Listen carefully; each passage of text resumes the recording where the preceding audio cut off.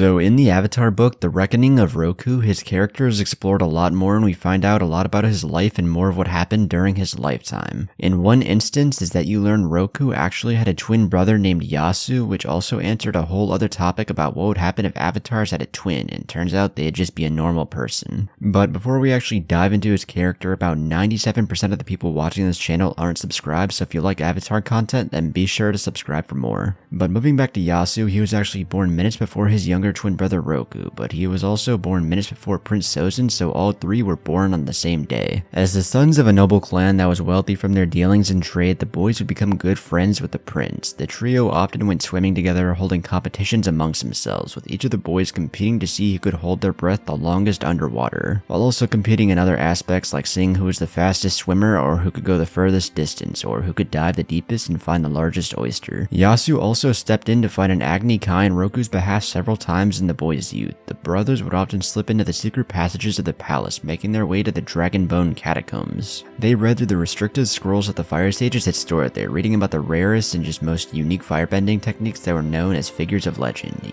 Yasu believed that they were just simply fictional, while Sozin remained the most intrigued about what the trio had learned. But when Yasu and Roku were 10 years old, they left their family home to go to the Royal Fire Academy for boys. Sozin was also enrolled at the school alongside them, and Yasu actually began to spend more time with Sozin than his own brother. Yasu and Sozin would spar, play pai sho together, or sneak out to talk to girls, while Roku would spend more and more time by himself. And this obviously worried Roku, as he thought that Yasu and Sozin were leaving him behind. However, when they were all 12, Yasu asked Roku to sneak out of the academy together at night so they could go see the bioluminescent algae off the beach. Sozin couldn't join them as he had been locked down after burning several centuries-old tapestries while trying to teach himself to bend blue flames, and even as rain clouds started to gather with waves growing high. The clouds kinda grew a bit more, but the brothers went out to sea, with waves slamming into them and knocking them underwater before they resurfaced. Roku realized they had gone out rather far from their bonfire on the shore. Roku tried to suggest they return, but Yasu wanted to reach the sandbar. The two joked about Roku's poor sense of direction before the younger twin said he was serious about returning to the beach. Yasu promised to send up some flames when he reached his destination, and the pair exchanged a final joke before they parted ways, but a few moments later a slow building wave struck Roku, knocking him back with unbelievable force. When he broke the surface, he scanned the spot where Yasu had been, but he couldn't find him. Roku hoped for a time that his brother was simply playing around, but time passed and there continued to be no sign of Yasu at all. The younger twin was treading water as he tried to search for Yasu and then attempted to dive underwater to see if there was any sign of his brother. Roku tried to look for him so many times that he lost track of time and his sense of where the bonfire on the beach was also. But after a while, he knew he would drown soon if he didn't leave. Roku was forced to return to the shore, calling out his brother's name. Eventually, someone found Roku and learned that Yasu was missing. A party soon gathered to find Yasu, which included his father. The twins' mother would put her head against Roku's shoulder as she wept, but by morning there was no sign of Yasu and he was considered lost to the sea. Yasu's body couldn't be retrieved for the cremation and burial, so instead a series of possessions chosen to represent his life was gathered and burned, filling the traditional Fire Nation urn. Yasu's immediate family proceeded through the capital in mourning, and they were followed by the royal family, the fire sage, and much of the nobility. The procession reached a space in the capital cemetery dedicated to Yasu and Roku's clan, with the younger twin holding the marble urn for a while longer until the tomb was sealed with an engraved marble plate, and the high sage conducted the funeral ceremony. But after Yasu's death, Roku chose to leave his dormitories at the academy and go on leave for the remainder of the school term. While Sozin also made the same decision, Roku kinda closed himself off in the wake of his brother's death. He was struck by a sense of guilt and hollowness, with the grief staying with him for years to come, often returning without warning when he least expected it to. His parents also blamed him for not being able to save Yasu's life in time. Sozin believed that Yasu's death had ultimately made Roku an especially impressionable person who always looked for someone to tell him what to do. Meanwhile, Sozin became even more confident in the wake of his friend's death. The Crown Prince became more determined to live in a way that would honor Yasu's memory and swore to the spirits that he would do all he could to protect the family's remaining brother. And because of his death, Sozin and Roku would also become closer again following their mutual loss of Yasu. Even after Roku found out he was the Avatar, he struggled with the loss of his brother, seeing Yasu or Sozin as having the potential to be the Avatar more than him. But after he left to go train at the Air Temple to master airbending, he met Gyatso, who helped him with the loss of his brother, and that's how they actually became friends. But overall, it's cool to see more lore and characters be added to the world of Avatar. I've always been really interested in Roku and Sozin's time frame, and this book definitely added to that.